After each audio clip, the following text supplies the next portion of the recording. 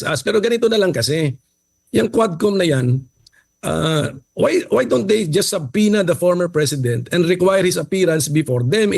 Ang dami rin nila kasing cheche-boreche na invite, not invite, invite, not invite.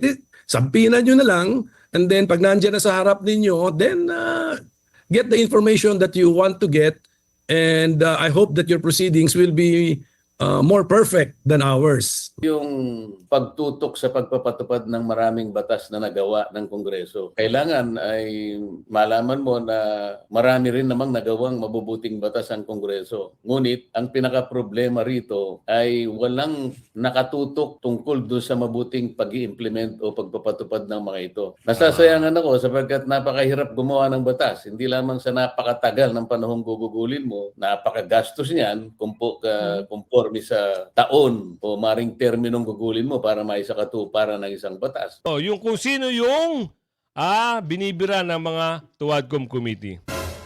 Mas papabor tayo doon sa nagtatanggol kaysa doon sa mga nanggigipit, di ba? Yes. Magandang araw muli mga kasama. Andito naman si Giggs nagbabalik.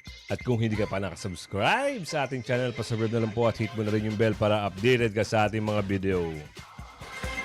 Bago ang lahat, kayo ay aking inimbitahan na meron dyan join button kung gusto nyo manguna o maging una sa ating mga new upload, mga video. Yan, join kayo dyan at sali na kayo sa ating talakayan. Isang like, isang share, all good sa po tayo dyan. Maraming salamat po at umabot na po tayo ng 122,000. Yan, salamat po ng marami. At ano ba ang meron? Yan ang tanong ng ating mga kababayan. Ano na naman ito? Sabi dito, Head Start. Senate Minority Leader Coco Pimentel on Senate Drug War Probe. Bakit nagkaganto-ganto na? Ganto, ganere, ganon. Ha? Ang tanong, bakit daw tinawag ng maraming cheche-boreche? Ano meron? Kasi nakikitaan na sila eh. Sino? Yung nasa Tuwadcom. Yung committee ng mga Tuwadcom daw umano. Di umano. Iyon ngayon ang maraming cheche-boreche. Mamaya, tatalakayin natin yan. Bibigyan natin ng reaction. Alam nyo mga kasama, habang tumatagal itong mga usapin na ito, lalong umiinit ng umiinit. Parang napapariwari ko dito mga kasama. Alam nyo mangyayari, parang itong mga Tuwadcom, mangyayari ang kalabanan nila dito, mga senador. Yun lang po nakikita ko. Parang kampi-kampihan. Itong namamayani ngayon. Sa tingin ko kasi parang nakakaramdam na ako na, parang pinagtatanggol na. Kung sino yung mabubuting tao, pinagtatanggol na po. Yung kung sino yung binibira ng mga Tuwadcom Committee. Mas papabor tayo doon sa nagtatanggol kaysa doon sa mga nanggigipit, di ba? Sino ba yung nanggigipit? Kilala nyo ba yun? Sino yun? Yung mga Tuwadcom. Sino yung nagtatanggol? Kita nyo naman. Nagkakaroon na ng linaw. Dito sa video na ito, makikita nyo, mapapanood nyo kung paano magkakaroon ng salita na kayo ay magbibigay ng reaction opinion patungkol dito. Pakiwari ko talagang nasa side na ng mga Duterte itong si Coco Pimentel. Salamat kung ganun. At salamat na lang. Meron pa rin mga natitira. Hindi lahat ay kumakampi dun sa hindi magandang gawain, di umano. Sino ba yun? Ano ba yung nabanggit natin kanina? Siyempre, yung mga Tuwadcom, di umano. Eto na. Pwede ba, Miss Karen at Senator Coco, liwanagin natin yung pag-uusap dito. Ano ba yung problema at bakit yung mga Tuwadcom umaalma? Nagkikriticize di umano. Sabi dito sa video. Kaya nga, ito, ipasok mo. Ito na, pasok. All right. So I want your reaction. Let's start first with representatives from the House Quad Committee, specifically Representative Abante and Representative Dan Fernandez. criticizing how the Senate hearing was conducted. And you heard Representative Abante stating that, in effect, Duterte was given so much leeway, right? In effect, there was a compromise in the hearings that his allies were allowed Interrupt to muna take natin over. si Let's Ate start with Karen. that. Ate Karen, oo, ma-interrupt lang kita. Sorry Oo, bakit nung kayo ay bakit yung sa Tuwadcom, pag kayo ay nag-hearing dyan, hindi naman kayo sinasabihan ng mga senador na yan? Na meron kayong pinapanigan. Wala silang ganon. Ngayong eto, nag-iimbestiga ang Senado, ngayon, kayo criticize ng criticize. Ano meron? Apektado na ba? Nakakaramdam na ba kayo? Naku, yan ang sabi ni Aling Malu. Pero bago ang lahat meron lang tayo mga babatiin. Oo, para naman ganahan din yung ating mga kababayan. Oo. Ito nagpapabati ho siya. Sabi niya dito. Oo, salamat. Oo, kaya be real to everyone. Ayan, shoutout po sa iyo ma'am, sir, kung sino po man kayo. At dito kay Elmo Amansula. Ayan, shoutout po sa inyo at mabuhay po kayo Ayan sa mga nasa ibang bansa, i-like nyo yung video, share nyo para naman mapanood ito ng mga kamag-anak nyo. No, kung ano talaga ang nangyayari. Tuloy natin, Miss Karen. Senator. Well, number one, the so-called allies really outnumbered let's label the other side, the non-allies. The allies outnumbered the non-allies in a majority ruled proceeding. Then the majority has the advantage. So yun. And then pagdating siguro sa given too much leeway because former President Duterte became the star personality there because we were also supposed to share the limelight with Garma, Leonardo, and the victim families, and even Kerwin Interrupt natin Espinosa. si Senador Coco Pimentel. Nung una, itong mga Tuwadcom, yung mga kumikriticize sa Pangulong Duterte, dating Pangulo, dati atat na atat kayo. Gusto nyo maimbestigan sa Senado. Totoo hindi? Di ba? Gusto nyo na makapunta. Ngayon naman, nung nagsalita na ang Pangulong Duterte, ngayon, kikriticize nyo pa rin na pinapaboran daw di umano. Ano ba talaga gusto nyo? Sa inyo pumanig kahit mali kayo? Yan ba ang gusto nyo? Sino? Kung sino yung mga Tuwadcom di umano? Sino ba yon? Kilala nyo ba kung sino yung mga Tuwadcom na yan? Meron sa Laguna, meron sa Maynila, meron sa Surigao del Sur, meron sa Marikina, meron sa Antipolo, meron din sa kung sino may mga nababanggit na mga yong, mga young guns daw di umano. Yan yung mga ngayong gigil na gigil. Dati gusto nyo, sige, parang lumabas daw ang totoo. Ngayon eto na, criticize naman. Aba. May pagkakamali na naman ata sa utak na itong mga ito. Diba? Tuloy. Ganun sana yun. Parang in my mind, there were really five compartments or five segments. So President Duterte, Garma, Leonardo, victim families, and Espinosa. So what happened? Wala yung tatlo. So the time allotted supposed to have been given to the three who were absent. I just decided to let the former president just get this time because yung iba kasi like yung sila Senator Laila de Lima, nag-commit naman sila that they can attend the subsequent hearings. Attorney Shell Jokno, Attorney Father Flavi, and the victims, they can attend in the next hearings. So I just took advantage. Naging practical lang po ako na andyan sa harap namin yung isang former president na actually sabi nila first time daw nag-appear isang former president sa Senate hearing. So Tama. it must be a rare occasion and very difficult to invite a former president to keep on coming back. So ganun po nangyari yun. So we just took advantage. So gave him time. Pero may time limit pa rin because we all had our prior commitments that day. So we also had to stop the hearing at a certain time. Okay, I think let's get specific here. Would you have done anything differently? It seems that the criticism of these representatives is how you conducted the hearing. Yun ang una kong tanong ko. Is it- Should you have been tougher on the former president? Should you have interrupted him? What do you think, Senator? Siguro yung number one is probably tama si Senate President Chis Escudero that I got desensitized about the cursing.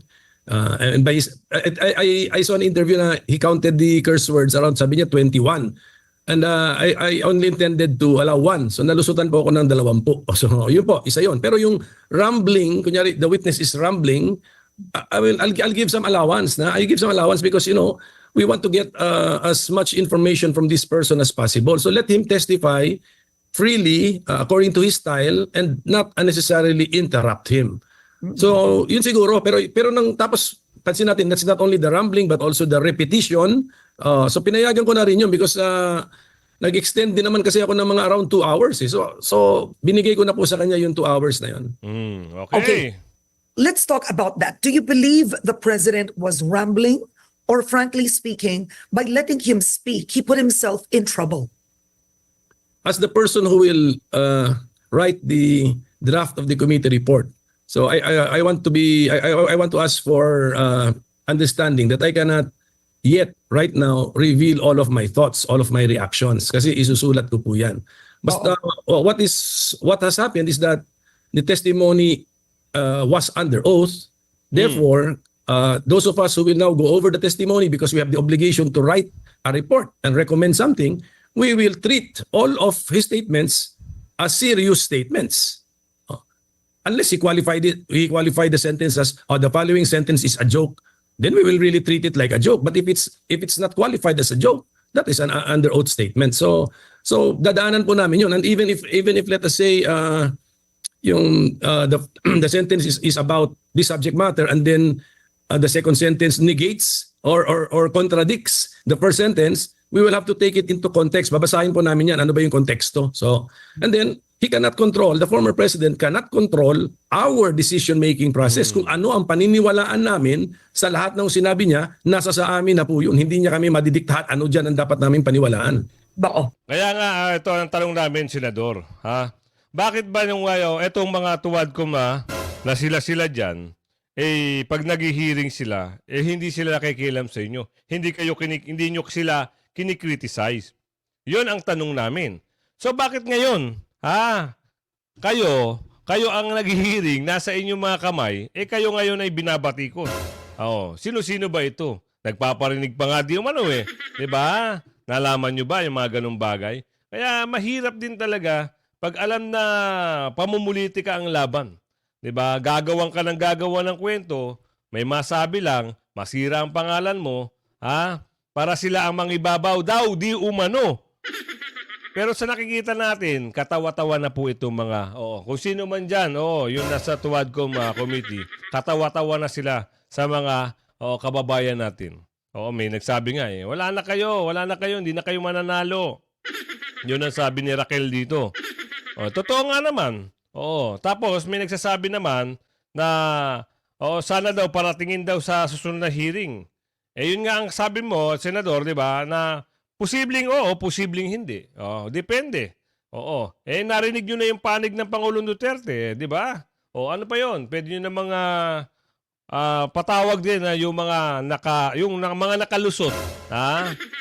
Kung halimbawa talagang mas maganda kung maghaharap yung mga nakalusot, yung hindi umaten, sino ba yon? Di ba si Karma hindi umaten?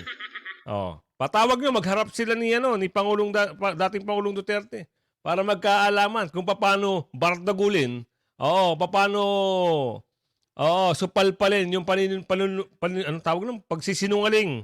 Lahat ng binitawang paninungaling laban sa dating Pangulo, makita ng tao paano supalpalin ng dating Pangulong Duterte. Di ba? Tuloy. Do you believe that by letting the president speak, he revealed more? He revealed a lot because number one, that is his way of speaking. If you interrupt him, then he will now restart. He will start again from the original thought, and we just keep on repeating what has been stated before you interrupted him. So you let him speak, you get more information, you get more details, you get more kwento. So I'm using words lang, Karen, objectively, because I will, as the subcommittee chairman, I believe it is my responsibility to come up with the first draft of the subcommittee report. Then sinicirculate ngayon yan. Mag-agree yung iba, magdi-disagree yung iba. Now, what do you make of Representative Abante? We often talk about interparliamentary courtesy. What do you make of Representative Abante criticizing you, how you conducted yourself when, let's face it, you and other colleagues don't criticize the lower house on how they conduct their own hearings? Ako nga, actually, I have refrained from commenting on how Quadcom conducts its hearings. Pero siguro, I will just allow that as a constituent Abante. Na siguro ganun na lang, I will just accept his criticism because he is also my constituent. Diba, national yung constituency namin. So, he is my constituent, our constituent. So, he has the right to criticize us. Pero ganito na lang kasi, yung Quadcom na yan, why don't they just subpoena the former president and require his appearance before them? Ang dami rin nila kasing cheche-boreche na invite, not invite, not invite. Subpoena nyo na lang, and then pag nandiyan na sa harap ninyo, then get the information that you want to get, and I hope that your proceedings will be more perfect than ours. Okay, so I want to ask you this. You have Hindi ako mapayag doon, Senador. Hindi kami mapayag. Di ba? Puro kapalpakan nga yung hearing dyan. Sa kamera. Hindi na kami naniniwala. Di lalo na magkakaleche-leche. Doon nga lang sa hearing dyan, kahit merong mga pangilan-ngilan Pero kami ay naniniwala na sa tama yung investigasyon nyo. Di ba? Sabihin nila, sige, i-claim nila, magaling sila kaysa sa inyo. Natatawa na lang kami sa kanila.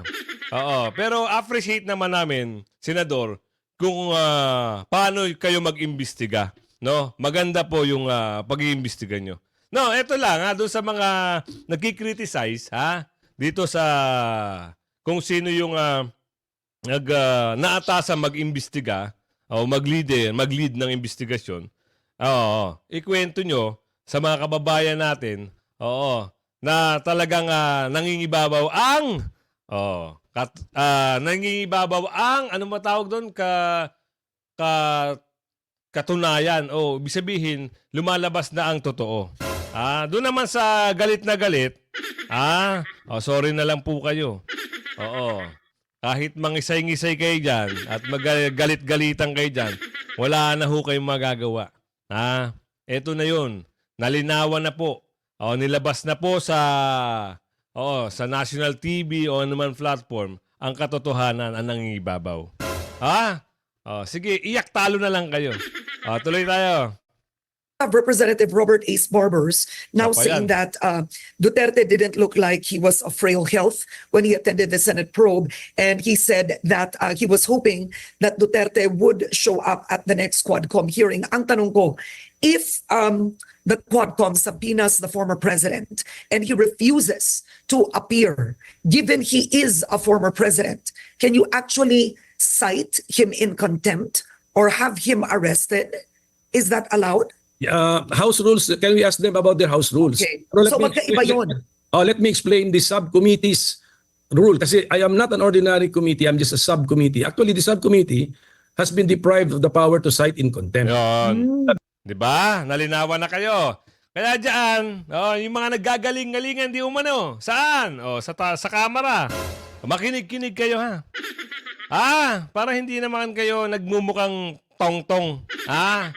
Nagmumukha na kayo sa madlang people. Kawawang-kawawa na kayo.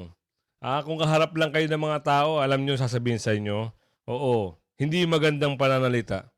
Madami na ho nagagalit sa inyo. Totoo yan, Ang sabi nga ni Kuya Brian dito, iba na po klase. Ibang klase na ho raw yung mga attitude nila. Hindi na ho maganda. Kaya, tapo na sa Mayo, ibasura na daw sila. Yan ang sabi ni Kuya Brian. Tuloy. Because that's the section 20 of our rule. So, siguro doon lang yung mga tao na nakita nila na Naguguluhan. committee hearing ito sa Quadcom, ang bilis ng trigger happy sila ron sa pagdating sa contempt puno na yata ngayon detention center nila, puno na, may overflow na sa Women's Correctional, sa Bilibid ba or sa Quezon City Jail.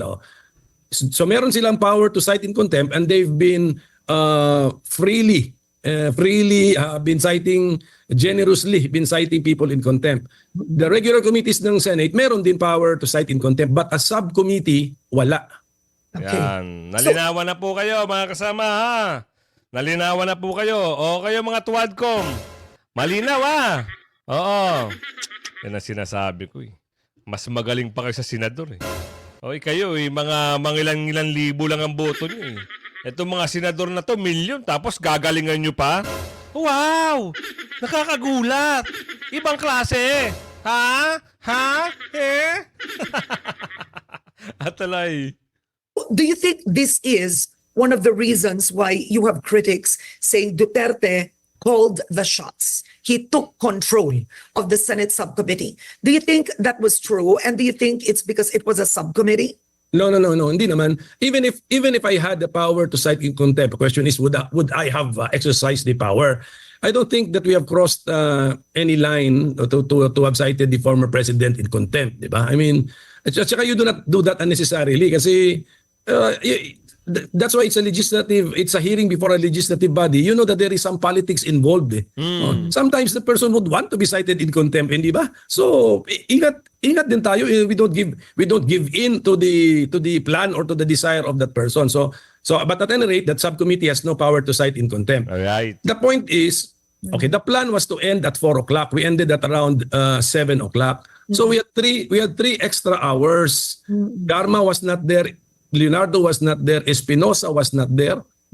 So we give it to this witness who rarely makes public appearances or official appearances before government bodies. Let's give it to him. Okay, salita ako ngayon. Pero ang ano doon is, ang iba kasi na paulit-ulit, siguro mga 3 to 4 times nasabi. Pero okay, let us, because that is also valuable for us investigators to see kung consistent ba yung, even if you repeat something, are you consistently repeating something? So, we will now be convinced that, okay, this is really his stand on this particular issue because he stated it 3 times and the statement is really perfectly the same. So, Alright, ayan, narinig nyo, ha? Kung ano yung statement ngayon, nagkakaroon na po ng ito, ha? Napapansin ko lang. Nangingibabaw na po ang kabutihan dun sa kasamaan. So ngayon nagkakaroon ng criticism o nagkikriticize na po kung sino nyo yung nasa kamera. Ngayon, sinagot na po sila ng Senador Coco Pimentel. Di kayo na magaling. Ha? Basta sa Senado, investigasyon sa Senado, ako po naniniwala po ako na wala pong bias dun. Sa nakikita ko, bakit kasi hindi pinatin yung yung main character? At doon bakit hindi pinarating? Sabihin niyo may sakit? Wow. Kung nagkasalubong sila doon, di sana nagkaalaman kung anong totoo sa hindi. 'Di ba? Umamin nga si si Colonel Grijaldo eh. 'Di ba? Siyempre kung andun si Ate Karma, hindi na rin siya matatakot, magsasabi na rin siya ng totoo kasi may kakampi na siya doon eh. 'Di ba? Kung sa kamera siya, sigurado gigisahin siya doon, di umano. Yun, ha? Ito pa, meron pa akong video ipapakita sa inyo kung ano talaga ang pag-uusap dito. Meron kasi mga bagay-bagay na hindi pa tayo nalalaman. So, ano ba ito? May interview dito patungkol kay Senador Marcoleta. Ay, hindi. Ito muna. May papakita akong slide sa inyo. Nakakatawa eh. Isang lang funny script lang. Funny script ha. Nakakatawa ito eh. Bakit nakakatawa? Bakit nasabi natin nakakatawa? Kasi sabi nga, dapat kasi alam mo ang batas. No? May background ka sa law. Yung hindi ka lang nagmamarunong-marunong. Ano ba sabi dito? Kayo na po ang bahalang humusga. Kayo na po bahalang umintindi. Kayo na po ang bahalang mag-analyze. At syempre, mag-comment kayo sa comment section kung ano masasabi nyo rito. Pwede nyo ipasok. Pasok mo. Ito na. Ang sinasabi nila sa coordination by perjury, tingnan natin. Magandang araw po, si Attorney Jimmy Bondok po. Sa batas, wala pong salitang subordination by perjury. Ang tama pong salita ay subordination of perjury. Ang ibig po sabihin ng subordination of perjury ay ang pag-uusig sa ibang tao na magsinungaling o magsabi ng hindi katotohanan sa otoridad o sa korte. Muli, wala pong subordination by perjury.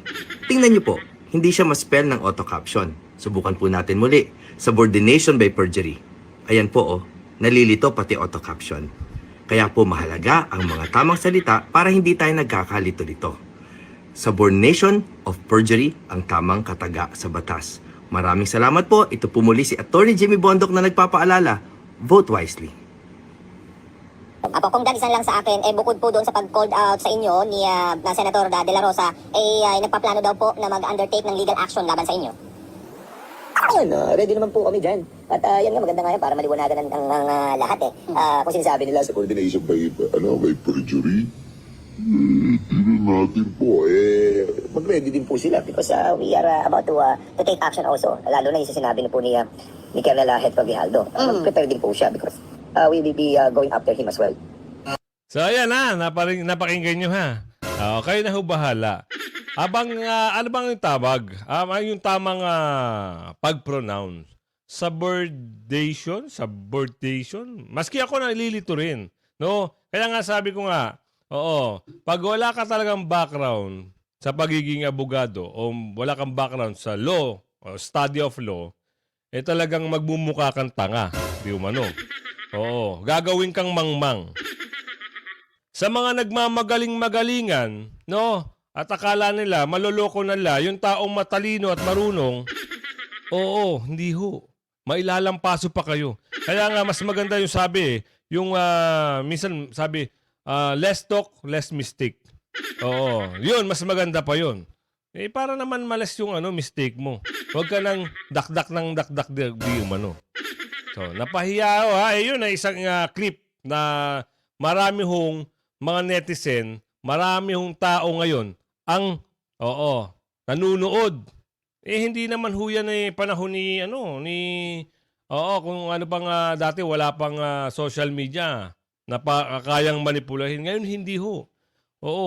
Maaari siguro kung wala kayong live hearing, 'di ba? Wala kayong mga media na naka-cover sa inyo every hearing nyo dyan. So, walang magko-comment, walang magko-correct. Eto, nakorek ka tuloy. Sino? Sino ba yung taga Laguna? Yung napanood nyo sa video. Eto pa. Ano na naman ang usapin dito? Proud ako rito sa tao na to Magaling pwede ba bang kwento sa amin? Senator Marcoleta, ano ba yung pag-uusap ngayon? Nakakabilib na naman itong tao na to, no? Naniniwala ba kayo na itong si Senator Marcoleta ay magna-number 1? I-type nyo sa comment section kung naniniwala kayo. At meron nga, alam nyo ba? Naku, sunod na natin i-chismis to, ha? Kasi talagang gusto ko na ikwento, kung bakit nasabi ko, parang sa 2028, mananalo po ang isang babae na pagka-pangulo. Totoo po yan. May nagbulong na sa akin, isang kaibigan na nasa part ng Mindanao.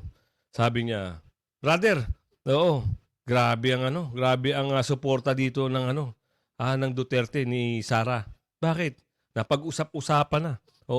Kasi nalinawan na raw yung mga taga Mindanao na kung sino daw yung nakaupo ngayon ay alam nyo nawawala daw yung pondo. Yun ang pagkasabi.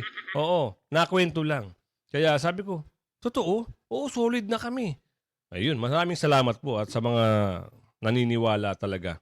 Kasi ngayon, sa panahon ngayon, ubus naman po talaga. Walang project na may pakita, may utang, nagkabenta-benta yung ginto. Ano nangyari? So yun lang maisingit ko lang yung kwento na yun. Kahit naman ako naniniwala Sipin nyo kung hindi po parang bumaba ng posisyon o parang nagpaubaya, sasabihin natin sa Tagalog, nagpaubaya ang ating Ate Sara, hindi po magkakaganto. No?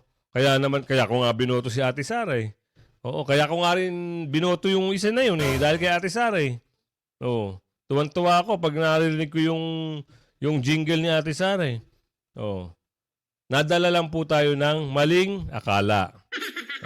Kaya nga sa susunod, pag sinabi ni Ate Sara kung ano talaga ang totoo, pag sinabi ni Ate Sara, sige, hindi na tayo magpapabudol. Sureball na to. Doon na tayo, ha?